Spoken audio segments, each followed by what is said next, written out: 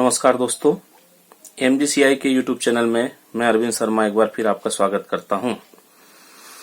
हम crash course के लिए और ड्रॉपर्स बैच के स्टूडेंट के लिए रिपीट रिवीजन क्लासेस के रूप में ये वीडियो की सीरीज लेकर आए हैं। एनिमल हस्बेंड्री के हम वीडियो देख रहे हैं। इसमें हमारा अगला यूनिट है पशुओं की बीमारियां, एनिमल डिजीज। यहाँ पर हम पशुओं की बीमारियों के बारे में बात करेंगे। तो सबसे पहले हम देखते हैं कि बीमारी या डिजीज क्या होती है।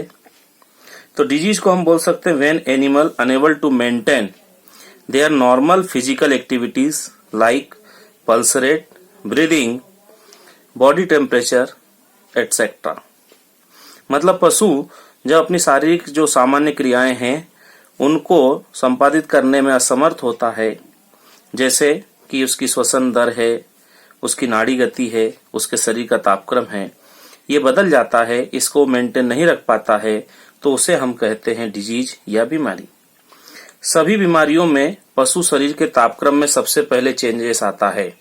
पशु के शरीर का तापक्रम बढ़ जाता है, जबकि दुग्ध ज्वर ऐसी बीमारी है जिसमें पशु के शरीर का तापक्रम कम हो जाता है 96 से 98 डिग्री फ़ारेनहाइट, जबकि सामान्यतः ताप होता है 101.5 डिग्री फ़ारेनहाइट। फिर दूसरा हम देखते हैं कि बीमार पशु को पता लगाने का सबसे सामान्य लक्षण है कि पशु जुगाली बंद कर देता है। सामान्य जो स्वस्थ पशु होता है वो प्रतिदिन 8 घंटे जुगाली करता है, लेकिन बीमार अगर पशु है तो वो सबसे पहला काम जुगाली बंद कर देगा। तो ये हमने बीमारी के बारे में कुछ बातें की। अब हम देखते हैं बीमारियों का वर्गीकरण, क्लासिफिकेशन ऑफ डिजीज। हम अलग अलग आधारों पर बीमारी का यहाँ वर्गीकरण देखेंगे। सबसे पहला है प्रारंभ होने के आधार पर, जेनेसिस के बेसिस पर हम पहला क्लासिफिकेशन देखेंगे। तो इस आधार पर बीमारियों को फिर से 3 भागों में बांटा गया है।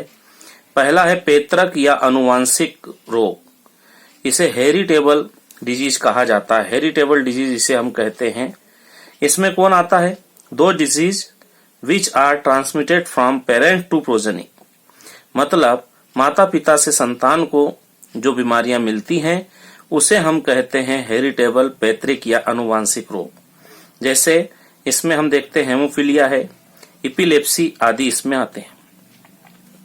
दूसरी बीमारियों को हमने कहा जन्मजात रोग, कॉन्जेनिटल डिजीज इसे कहा जाता है। It is transmitted from mother to progeny during gestation from genital organ.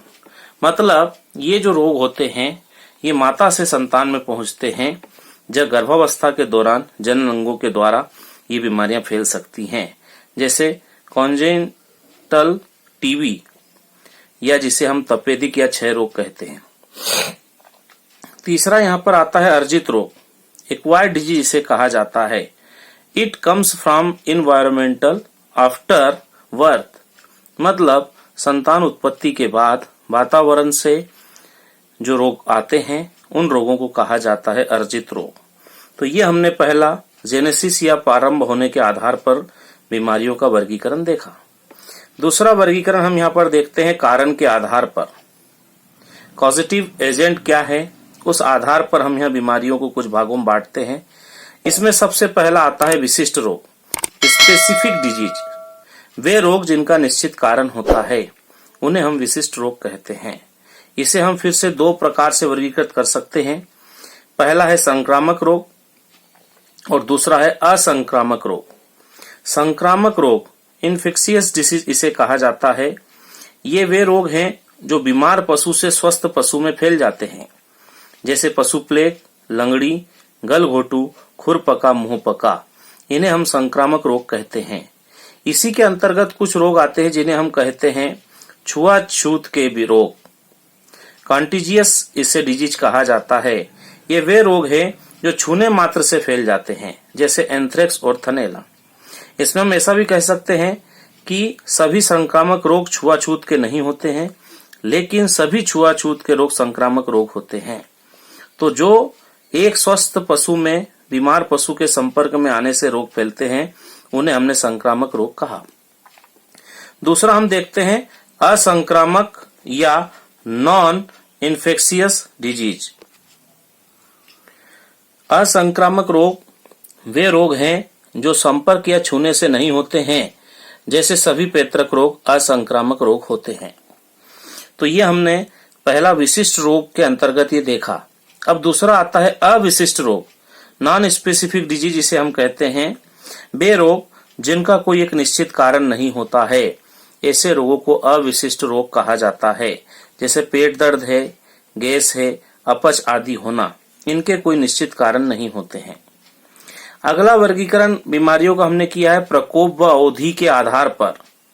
इसे हम इंटेंसिटी एंड टाइम पीरियड भी कह सकते हैं।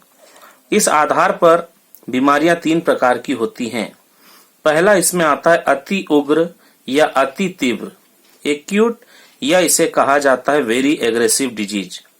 ये रोग इतनी तीव्रता से आते हैं कि लक्षण प्रकट होने से पहले ही पशु की मृत्यु हो जाती है। बहुत तेजी से ये बीमारियां आती है, पशु की मृत्यु हो जाती है, उपचार के लिए समय भी नहीं मिल पाता है। ऐसे रोगों को हम अति उग्र या अति तीव्र रोग कहते हैं, जैसे कि एंथ्रेक्स। दूसरा इसमें आता उग्र या तीव्र रोग, एग्रेसिव डिजीज इसे कहा जाता है। इसमें कुछ समय तक लक्षण दिखाई देते हैं, इसलिए उपचार का थोड़ा समय मिल जाता है। बहुत ज्यादा टाइम तो नहीं मिलेगा, लेकिन फिर भी हम लक्षण देखकर कुछ उपचार कर सकते हैं, जैसे गलघोटू और लंगड़ी। जबकि कई सारे रोग अल्पकालीन कहलाते हैं, क्रोनिक या शॉर्ट टर्म डिजीज इन्हें कहा जाता है। इनका आरंभ तो तेजी से होता है, लेकिन अवधि उग्र से अधिक होती है, इसलिए हमें थोड़ा और टाइम मिल जाता है, जैसे कि पोका पोकनी, रिंडरपेस्ट जिसे हम कहते हैं। चौथा और आखिरी वर्गीकरण हमने यहाँ पर किया है विशिष्ट वर्गीकरण, स्पेशल क्लासिफिकेशन इसे कहा जाता है। इसके अंतर्गत हम देखते हैं कि रोग के कारक क्या हैं। तो इस आधार पर इसे फिर से 3 भागों में यहाँ बांट दिया। पहला है जीवाणु या बैक्टीरियल डिजीज, जैसे एंथ्रेक्स है, गलघोटू, लंगड़ी, क्षय रोग, थनैला, संक्रामक गर्भपात आदि, इन्हें हम जीवाणु जनित रोग कहते हैं। दूसरा है विषाणु जनित रोग या वायरल डिजीज कहा जाता है, जैसे कि पशु प्लेग, चेचक, खुरपका, मुंहपका, भेड़ का नीली जीव रोग जिसे कहा जाता है, वो विषाणु जनित होते हैं। तीसरे को हमने कहा परजीवियों के द्वारा फैलने वाले रोग, पैरासिटिक डिजीज जो होती हैं, जैसे चिचड़ी ज्वर है, काक्सीडियोसिस है, लाल पेशाब आदि है, ये परजीवी इन्हें फैलाने का काम करते हैं। इसके बाद ये तो हमने रोगों का वर्गीकरण देख लिया। अब हम देखते हैं रोग की रोकथाम, प्रिवेंशन ऑफ डिजीज की हम यहाँ पर बात कर रहे हैं। तो रोगों की रोकथाम करने से पहले हमें उनका कारण पता होना चाहिए, तब जाकर हम रोकथाम के उपाय कर पाएंगे। तो हम यहाँ पर देखते हैं कि रोगों के फैलने के कारण कौन कौन से हो सकते हैं। तो सबसे पहला आता है उत्तेजक कारक, एक्टिव फैक्टर इसे कहा जाता है। वे कारक जो स्वयं रोग पैदा करें, जैसे जीवाणु, विषाणु, कवक, प्रोटोजोआ जो हैं, इनके द्वारा जब रोग होता है तो इन कारकों को हम कहेंगे उत्तेजक कारक। जबकि दूसरा है सेकेंडरी फैक्टर्स, पुनः प्रवर्तक कारक इन्हें हम कहते हैं। ये कारक उत्तेजक कारकों को पशुओं के संपर्क में लाते हैं, जैसे दूषित भोजन हमने दिया, गंदा पानी दिया, बाड़ा अस्वच्छ है, अनुचित प्रजनन आदि कराया जाता है, तो वहां पर ये जीवाणु, विषाणु, कवक आदि पनपते हैं और ये पशुओं को बीमार कर सकते हैं। तीसरा है माध्यम वेक्टर जिसे कहते हैं। वे कारक जो रोगजनक को फैलाने का कार्य करते हैं, पशु शरीर तक ले जाने का काम करते हैं, जैसे हवा, पानी, ग्वाला जो मशीन होती है दूध धोने आदि की, कीट होते हैं, पक्षी आदि होते हैं। यह क्या करते हैं कि रोग कारकों को फैलाने का काम करते हैं। चौथा इसके अंदर आता है रोग लगने का ढंग, मोड ऑफ ट्रांसमिशन इसे कहा जाता है। जिस मार्ग से रोगाणु पशु के शरीर में प्रवेश करते हैं उसे हम रोग लगने का ढंग कहते हैं। इसमें हम देखते हैं कि सभी जो प्राकृतिक छिद्र होते हैं पशु के, वहां से रोग कारक प्रवेश कर सकते हैं। अब हम आगे बात करते हैं कि संक्रामक तथा छूत के जो रोग हैं, इनकी रोकथाम कैसे कर सकते हैं। Control of infectious and contagious disease. तो इसके हमारे पास बहुत सारे उपाय हैं। सबसे पहला इसमें आता है अलगाव या आइसोलेशन। ये बहुत ही महत्वपूर्ण उपाय है। रोग का संदेह होने पर रोगी पशु को स्वस्थ पशुओं से अलग कर देना, ये कहलाता है आइसोलेशन। दूसरा हम क्या करते हैं कि पशु के शव व विछावन का प्रबंधन करना। Management of dead body and litter. भाई पशु के मरने के बाद उसके शव को करीब 1.5 से 2 मीटर गहरे गड्ढे में गाड़ देना चाहिए और ऊपर से हमें 20 से 30 सेंटीमीटर मोटी चूने की परत ढक देना चाहिए। इससे क्या होता है कि रोगजनक जो मृत पशु के शरीर में है वो आगे नहीं फैल पाते हैं। इसके अलावा जो उसकी बिछावन होती है उसे जला देना चाहिए। याद रखना कि एंथ्रेक्स में शव को हमेशा जलाना चाहिए क्योंकि ये बहुत ही खतरनाक फैलने वाला रोग है। ये एक छुआछूत का रोग भी है, संक्रामक रोग है, इसलिए इसमें शव को जला देना चाहिए। फिर बर्तन व फर्श की सफाई, cleaning of container and floor. इसमें हमें मृत जो पशु है उसके बर्तन और जिस फर्श पे वो था उसकी ढंग से सफाई करना चाहिए ताकि रोगजनक नष्ट हो सके। फर्श व संपर्क में आए बर्तनों को 3% कास्टिक सोडा या 5% कार्बोक्सिलिक अम्ल से साफ करना चाहिए। अगला आता है संगरोधन या क्वारंटाइन। जब भी नया पशु खरीदकर बाजार से हम लाएं तो करीब 40 से 45 दिन पशु समूह से अलग निगरानी में रखना चाहिए। जैसे अभी आपने देखा ही होगा, कोरोना महामारी चल रही है तो बार बार क्वारंटाइन शब्द आता है। मतलब जो संदेहास्पद व्यक्ति है जिसमें कोरोना के लक्षण हो सकते हैं उसे स्वस्थ लोगों से अलग रखा जाता है, उसी को हमने क्वारंटाइन कहा है। यहाँ पर भी वैसा ही किया जा रहा है।